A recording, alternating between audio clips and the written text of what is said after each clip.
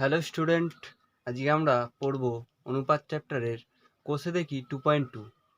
কিন্তু কোষে দেখি 2.2 করার জন্য আমাদের কিছু জিনিস জেনে নিতে হবে, না হলে আমরা কোষে দেখি 2.2 এর অঙ্কগুলো করতে পারবো না। আচ্ছা, আমরা কি কি জানবো দেখে নিই।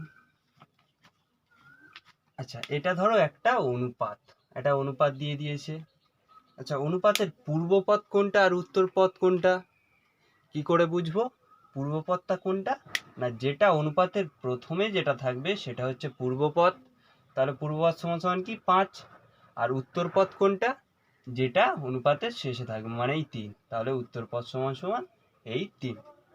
বোঝা গেল কোনটা পূর্বপদ আর কোনটা উত্তরপদ। অনুপাতের প্রথমে যেটা থাকবে সেটা হচ্ছে গিয়ে পূর্বপদ, এখানে 5।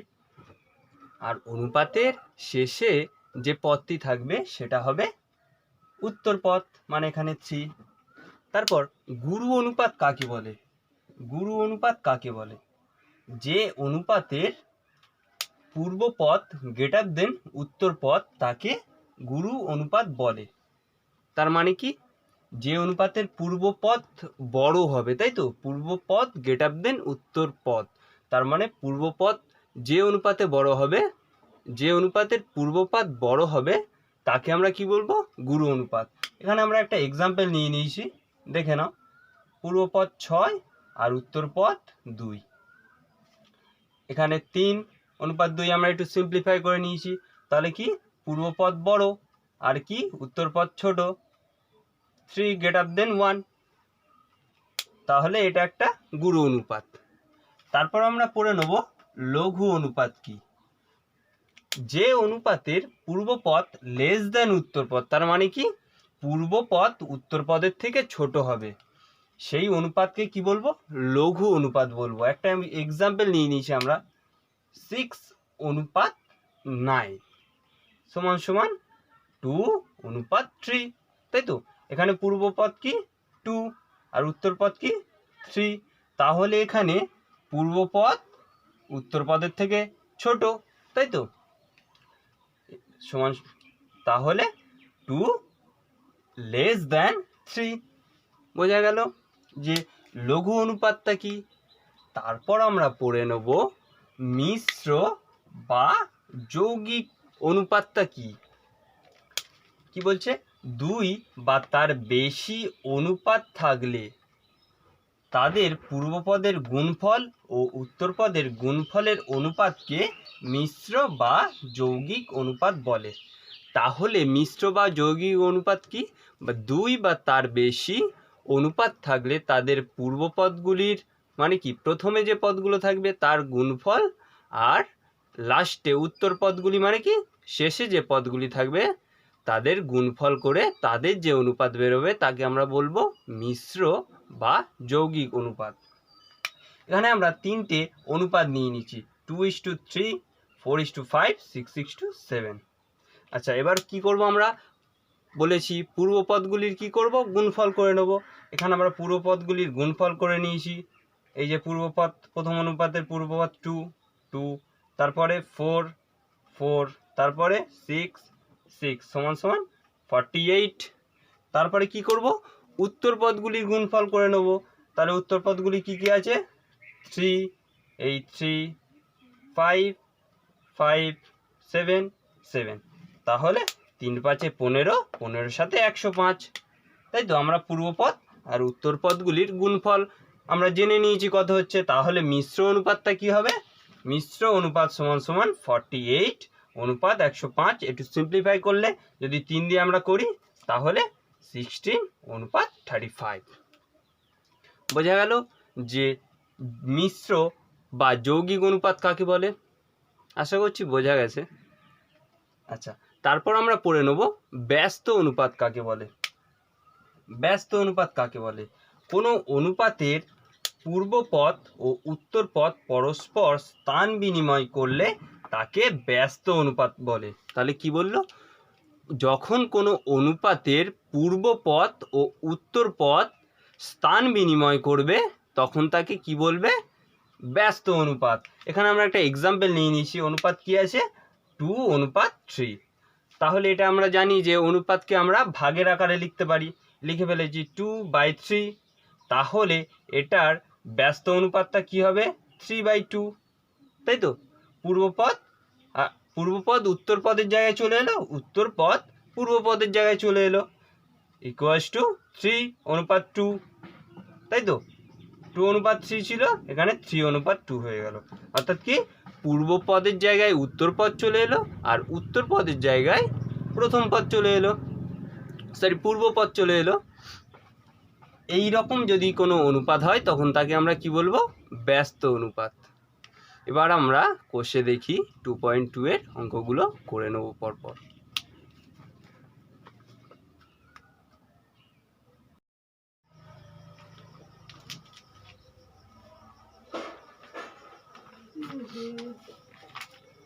আমরা কোষে দেখি 2.2 এর অঙ্কগুলো করে নেব। কোষে দেখি 2.2 এর একের দাগের অঙ্কগুলোর মধ্যে A B C D F এই অঙ্কগুলো একই প্যাটার্নের। আমরা এর মধ্যে দিয়ে দুটো অঙ্ক করে নিয়েছি, ডি আর এফ। ডি এর দাগের অঙ্কটা কি ছিল, 169:221। আমরা জানি যে অনুপাতকে আমরা ভাগের আকারে লিখে নিতে পারি, তা আমরা ভাগের আকারে লিখে নিয়েছি 169/221। এবার 13 দিয়ে কাটাকুটি করলে 13 গুণ 13 169, আর 13 গুণ 17 হয় 221 সমান 13/17। তোমরা এটা করে দেখে নেবে যে 13 দিয়ে যাচ্ছে কিনা। আমি বলে দিলাম 13 গুণ 13 করলে হচ্ছে 169, আর 13 গুণ 17 করলে হয় 221। আমরা করে নিলাম, তাহলে 13/17 ইকুয়ালস টু 13:17।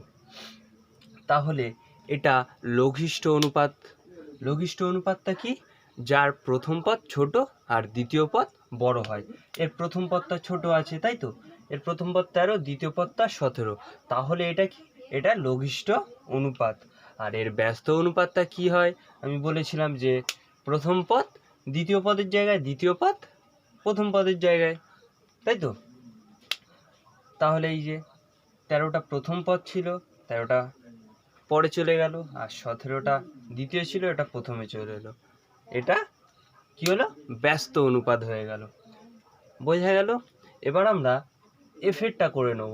এফেরটা কি আছে, 429:633। এখানে আমি আবার ফের একই রকম করে নিলাম, ভাগের আকারে লিখে নিলাম। এবার ভাগের আকারে লিখে নিলে কি হয়, 429/633। এবার আমরা কি করলাম, আমরা 3 দিয়ে কেটে দিলাম। 3 দিয়ে কাটলে কি হয়, 3 × 14 = 42, 3 × 3 = 9, বাই হচ্ছে 633কে কাটলে 3 × 2 = 6, 3 × 1 = 3, 3 × 1 = 3। এবার আমরা কি করব, আমরা আবার ওটাকে 13 দিয়ে ভাগ করে দেবো। 13 দিয়ে ভাগ করলে কত হয়, 13 দিয়ে 143কে ভাগ করলে হয় 11, আর হচ্ছে গিয়ে 13 দিক দিয়ে 211কে ভাগ করলে কত হয়, 17। আমরা এখানে আগেই করেছি, 13 দিয়ে 17কে ভাগ করলে 221 হয়, এখানেও 221, তাই তো। তাহলে কত হয়ে গেল, 11/17। তাহলে এই অনুপাতেরও দেখো কি আছে, এর প্রথম পদটা আছে ছোট আর দ্বিতীয় পদটা বড়, তাই তো। প্রথম পদটা কি, পূর্ব পদ, তাই তো, পূর্ব পদটা কি ছোট, আর এই যে শেষের পদটা কি বলে, উত্তর পদ, উত্তর পদ বড়। তাহলে এই রকম পদকে আমরা কি বলি, লঘিষ্ঠ অনুপাত, তাই তো। এই রকম অনুপাতকে আমরা বলি লঘিষ্ঠ অনুপাত। এর ব্যস্ত অনুপাত কি হবে, পূর্ব পদের জায়গায় উত্তর পদ চলে আসবে আর উত্তর পদের জায়গায় পূর্ব পদ চলে আসবে, তাই তো। এটা হলো ব্যস্ত অনুপাত, হয়ে গেল, বোঝা গেল। এবার সেম প্যাটার্ন আর কি কি আছে, সেম প্যাটার্ন আছে, ই আছে, জি আছে, এইচ আছে। এই তিনটে অঙ্কের মধ্যে আমরা দুটো অঙ্ক করে নিয়েছি। জি এর অঙ্কটা কি আছে, 3b/12c। তাহলে এটাকেও আমরা কি করলাম, ভাগের আকারে লিখে নিলাম, নিয়ে এবার কাটাকুটি করলে কত হয়, 3 × 1 = 3, 3 × 4 = 12 equals to b/4c equals to b অনুপাত 4c। এটা কি লঘিষ্ঠ অনুপাত। কেন? কারণ কি এর 1 এখানে আর এখানে 4, তাই তো। তাহলে বড় কোনটা আছে? উত্তর পথটা রয়েছে, পূর্ব পথটা ছোট আর উত্তর পথটা বড়, তাহলে এইরূপ অনুপাতকে কি বলি আমরা? লঘিষ্ঠ অনুপাত বলি। আচ্ছা, এর ব্যস্ত অনুপাত কি হবে? তাই তো, ব্যস্ত অনুপাত হবে কি 4c অনুপাত b। কারণ কি ব্যস্ত অনুপাত করলে কি হয়? উত্তর পদের জায়গায় পূর্ব পদ চলে আসে। তাহলে এটা উত্তর পদ ছিল, এটা পূর্ব পদের জায়গায় চলে এলো। আর এটা কি ছিল? এটা পূর্ব পদ ছিল, এটা উত্তর পদের জায়গায় চলে এলো। বোঝা গেল? এবার এইচের দাগের অঙ্কটা করে নেবো। এইচের দাগের অঙ্কটা কি আছে? 25xyz অনুপাত 625xyz। এটাকেও আমরা সেম প্যাটার্নে আর কি আমরা ভাগের আকারে লিখে নিলাম। তাহলে xyz কেটে গেল, তারপর কি 25 একে 25, 25 25 625। এইটা যদি তোমরা একেবারে যদি করতেও না পারো, 25 দিয়ে যদি কাটতে যদি না পারো, তোমরা কি করবে? 5 দিয়ে করে নেবে। 5 5 25, 5 5 25, 5 একে 5, 5 দুগুণে 10, তারপর কি কত হবে? 5 5 25, তাই তো। আবার 5 25 125। একান্তই তোমরা যদি করতে না পারো তখন কি করবে? 5 দিয়ে কাটাকুটি করে নেবে ছোট করে। তাহলে কত বেরোবে? 1/25। তাহলে অনুপাতটা কি হচ্ছে? অনুপাত হচ্ছে 1:25। তাহলে এটা কি হচ্ছে? এটা লঘিষ্ঠ অনুপাত হচ্ছে। কারণ কি এর পূর্ব পদটা ছোট আর উত্তর পদটা বড়, তাই তো। এইরূপ অনুপাতকে আমরা কি বলি? লঘিষ্ঠ অনুপাত বলি। তারপরে কি এর ব্যস্ত অনুপাত কি হবে? এর ব্যস্ত অনুপাত হবে 25:1, তাই তো। কারণ কি পূর্ব পদ উত্তর পদের জায়গায় চলে যাবে আর উত্তর পদ পূর্ব পদের জায়গায় চলে আসবে। দেখো ঠিক তাই হয়েছে। তাহলে বোঝা গেল? আর যদি কোনো ডাউট থাকে তাহলে অবশ্যই কমেন্ট বক্সে জানাবে।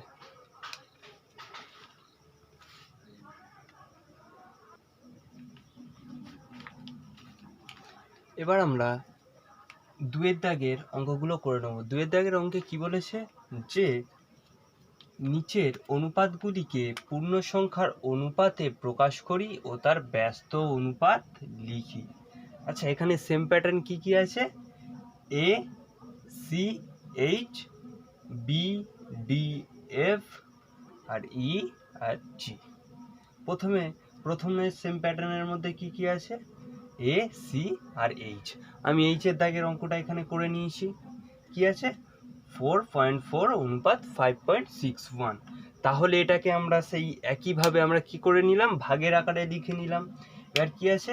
এখানে আমি পয়েন্টগুলো তুলে দিলাম। তাহলে পয়েন্টগুলো তুলে দিলে কি হবে? এখানে যেহেতু পয়েন্টের পর দুটো সংখ্যা আছে, তাহলে ওপরে ইন্টু 100 হয়ে যাবে। তারপরে নিচে কি হবে? নিচে এখানে পয়েন্টের পর একটা সংখ্যা আছে, তাহলে ইন্টু 10 হয়ে গেল, তাই তো। তাহলে কি হলো? 440/561। এবার এটাকে কত দিয়ে যাবে? এটাকে 11 দিয়ে যাবে। 11 দিয়ে করে দেখলে কি হবে? দেখবে যে 11 4 44 আর একটা 0, তার মানে 40। আর নিচে কি? 561।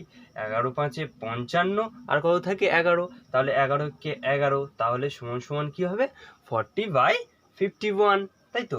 অতএব অনুপাতটা কি? 40:51। তাহলে এর ব্যস্ত অনুপাতটা কি হবে? তাহলে এর ব্যস্ত অনুপাত হবে কত? 51:40। বোঝা গেল? আচ্ছা, তারপরে সেকেন্ড প্যাটার্নের সেকেন্ড সেম প্যাটার্ন কি কি আছে? বি আছে, ডি আছে আর এফ আছে।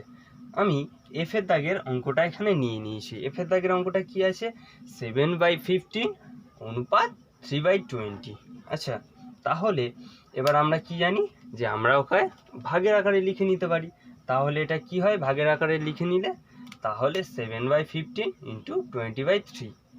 বোঝা গেল কি এইটা কেন করলাম 20/3? কারণ কি এটা ইন্টু আকারে আছে, তাই তো। ভাগের আকার থেকে কি করলাম? গুণের আকারে নিয়ে এলাম। তাই কি হলো? ওপরের সংখ্যাটা নিচে আর নিচের সংখ্যাটা ওপরে চলে এলো।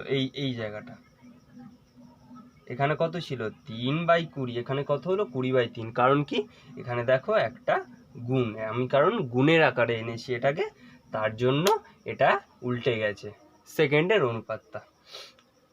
আচ্ছা, তাহলে এবার কত হবে? 5 3 15 আর 5 4 20, তাহলে সমান সমান 7 গুণ 4 28 বাই হচ্ছে 3 গুণ 3 9, তাহলে সমান সমান কত হলো? 28 অনুপাত 9। তাহলে এর ব্যস্ত অনুপাত কত হবে? এর ব্যস্ত অনুপাত হবে 9:28। বোঝা গেল? তাহলে এর ব্যস্ত অনুপাত কি হবে? 9:28। তারপরে ইয়ের দাগের অঙ্কটা কি আছে? 22। তারপরে সেম প্যাটার্ন কি আছে? এখানে সেম প্যাটার্ন আছে, ই আর জি আছে। এর মধ্যে দিয়ে আমরা ইয়ের অঙ্কটা নিয়ে নিয়েছি। এর অঙ্কটা কি আছে? 22:4৫/7। তাহলে 22কে সিম্পলিফাই করলে কি হয়? এর নিচে কিছু নেই মানে 1 আছে, আমরা 1 লিখে নিলাম নিচে। আর অনুপাত দিয়ে এটা কি হয়? 7 4 28, এইটার সাথে এই সংখ্যাটা গুণ করি, তারপর কি করি? এই সংখ্যাটা যোগ করে দিই। এখানে তাই করেছি, 7 4 28 প্লাস 5 হচ্ছে গিয়ে 33। এবার আমরা কি করলাম? এটা আবার সেম এই একইভাবে করলাম। কি আমরা প্রথমে ভাগের আকারে লিখে নিলাম, এবার কি করলাম? গুণের আকারে লেখার জন্য কি করলাম? এই যে এটাকে আমরা কি করলাম? উল্টে লিখে নিলাম। তাহলে কত হয়? 22/1 ইন্টু 7/32, তাই তো? কারণ কি আমরা গুণের আকারে লিখেছি, এই যে গুণ আছে, তাই তো? গুণের আকারে লিখেছি, তাই কি করলাম? এই সেকেন্ডারিটাকে আমরা কি করলাম? ওপরের সংখ্যাটাকে নিচে, নিচের সংখ্যাটাকে ওপরে করে দিলাম। তাহলে করলে কি হয়?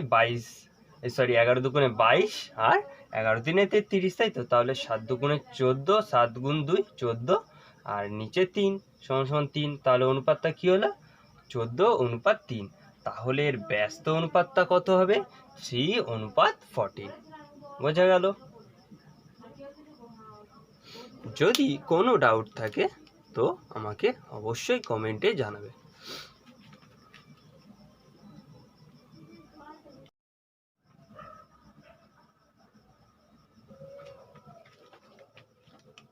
আমরা 3-এর দাগের অঙ্কগুলো করে নেব। 3-এর দাগের অঙ্কগুলো কি আছে? নিচের অনুপাতগুলির মিশ্র অনুপাত লিখি এবং মিশ্র অনুপাতটি গুরু লঘু না সমানুপাত দেখি। আচ্ছা, এর সেম প্যাটার্ন কি আছে? এ আছে আর সি আছে। আর সেম প্যাটার্ন কি আছে? বি আছে আর ডি আছে। বি আর ডি সেম প্যাটার্ন, আর এ আর সি সেম প্যাটার্ন। সি এর দাগেরটা অঙ্ক কি আছে? সি এর দাগের অঙ্ক 8:5, 7:12, 22:13। তাহলে মিশ্র অনুপাত বার করতে গেলে আমরা কি করি? আমরা তখন কি করি? পূর্ব পদগুলির গুণ করে নিই, আর উত্তর পদগুলির গুণ করে নিয়ে তাদের অনুপাত যেটা হয় সেটাই হচ্ছে গিয়ে মিশ্র অনুপাত। তাহলে আমরা প্রথম পদগুলোর কি করেছি? গুণ করে নিয়েছি পূর্ব পদগুলির, তাই তো? পূর্ব পদগুলির গুণ করে নিয়েছি আর উত্তর পদগুলির গুণ করে নিয়েছি। তাহলে পূর্ব পদগুলি কি ছিল? 8, তারপর কি 7, আর কি ছিল? 22। তাহলে এদের গুণ করে নিয়েছি। তারপর উত্তর পদগুলির গুণ করে নিয়েছি 5, 12 আর 13। এদের গুণ করে নিয়েছি। নিয়ে এবার এদের যে অনুপাত বার হবে সেটাই কি হবে? মিশ্র অনুপাত। তাহলে মিশ্র অনুপাত সমান সমান এইটা পূর্ব পদগুলির গুণ বাই উত্তর পদগুলির গুণ। তাহলে এখানে করলে কি হয়? যদি 2 দিয়ে করি, 2 11 22, 2 6 12, তারপর যদি আবার 2 দিয়ে কাটি তাহলে 2 3 6, 2 4 8। তাহলে এবার কি হচ্ছে? 4 গুণ 7 গুণ 11, 4 7 28, 28 গুণ 11 308, আর 5 3 15 গুণ 13 সমান সমান 195। তাহলে সমান সমান কি হয়? 308 অনুপাত 195। অতএব অনুপাতটি গুরু অনুপাত। কারণ কি? যে অনুপাতের পূর্বপদ বড় সেই অনুপাতকে আমরা কি বলি? গুরু অনুপাত বলি। এক্ষেত্রে কি আছে? পূর্বপদটা বড় আছে, সেই কারণে এটা অনুপাতটা হবে গুরু অনুপাত। তারপরে সেকেন্ড প্যাটার্ন কি আছে? সেকেন্ড প্যাটার্নে কি আছে? সেম কি আছে? বি আছে আর ডি ওই দুটো একই প্যাটার্নের। তাহলে আমরা বিয়ের দাগের অঙ্কটা নিয়ে নিয়েছি। বিয়ের দাগের অঙ্কটা কী ছিল? 7/5 অনুপাত 3, 5/7 অনুপাত 1, 1 পূর্ণ কি 1/16, তাই তো? আর কি ছিল? ও 3 অনুপাত 16। তাহলে আমরা কি করে নিলাম? একটু সিম্পলিফাই করে নিলাম। 7/5 অনুপাত 3/1, কিছু এর নিচে কিছু নেই মানে 1 আছে, তা আমরা 1 ধরে নিয়েছি। তারপর কি ছিল? দ্বিতীয় অনুপাত 5/7 অনুপাত, এটা কি ছিল? 16, 1 পূর্ণ 16-র 1। তাহলে কি হয়?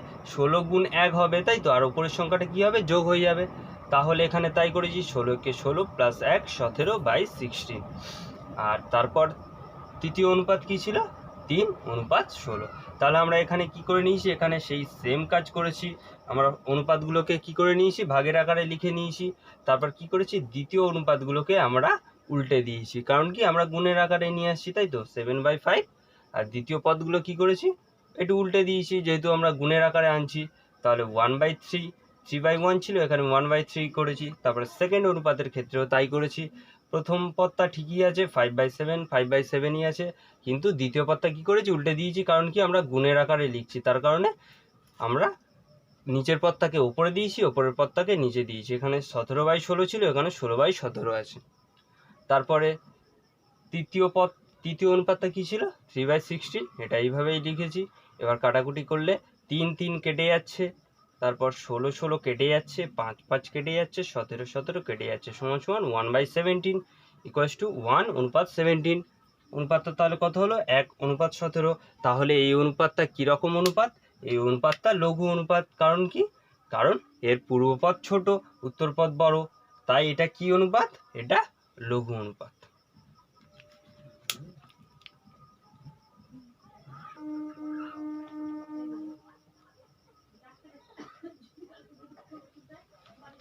আচ্ছা, 4 আর 5-এর অঙ্কটা একদম সেম প্যাটার্ন আছে।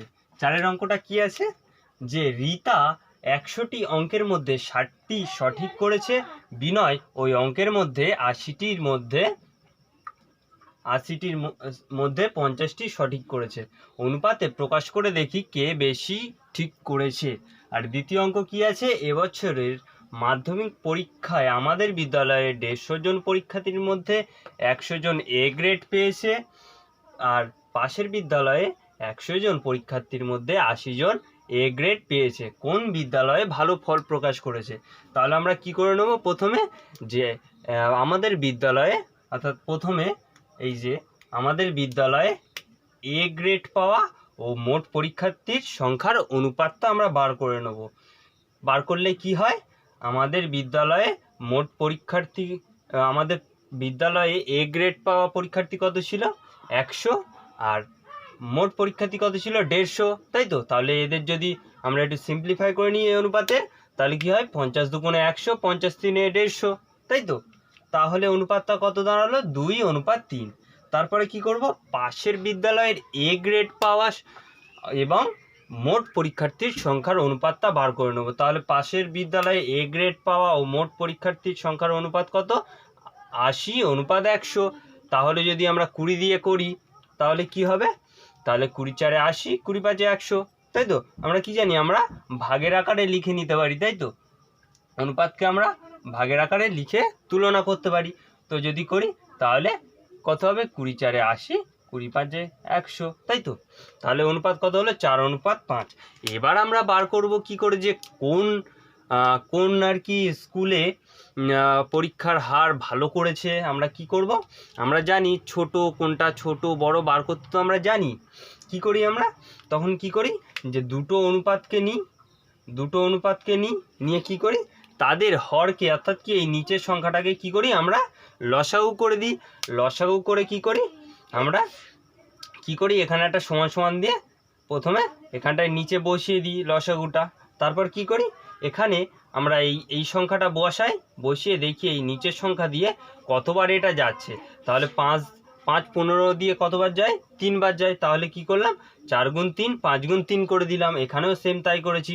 3 দিয়ে 5 কতবার যায়? 5 বার যায়। 3 5 15। তাহলে এখানে 2 গুণ 5, 3 গুণ 5 করে দিলাম। তাহলে কত হলো? 10/15 আর ইকুয়ালস টু 12/15, তাই তো? তাহলে এই 12/15 গ্রেটার দেন 10/15, তাই তো? তার মানে কি এইটা বড় আর এইটা ছোট, তাই তো? তাহলে কি হলো যে পাশের বিদ্যালয়ের ভালো ফল প্রকাশ করেছে। বোঝা গেল? যদি কোনো ডাউট থেকে থাকে তাহলে অবশ্যই কমেন্ট বক্সে জানাবে।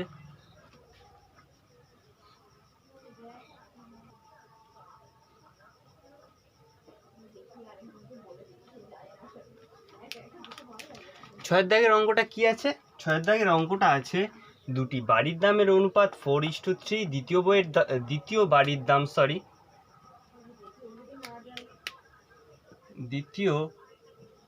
বাড়ির দাম 4,20,000 টাকা, তাহলে প্রথম বাড়ির দাম কত? তাই তো? তারপর কি বলেছে? প্রথম বাড়ির দাম 70,000 টাকা বেশি হলে তাদের দামের অনুপাত কত হবে? তাহলে কি বলে দিয়েছে? দুটি বাড়ির দামের অনুপাত কত আছে? 4:3। দ্বিতীয় বাড়ির দাম আছে 4,20,000 টাকা। তারপর কি বলেছে? তাহলে প্রথম বাড়ির দাম কত? তারপর কি বলেছে? প্রথম বাড়ির দাম 70,000 টাকা যদি বেশি হয় তাহলে ওই দুটি বাড়ির দামের অনুপাত কত হবে? তাহলে আমরা কি করব?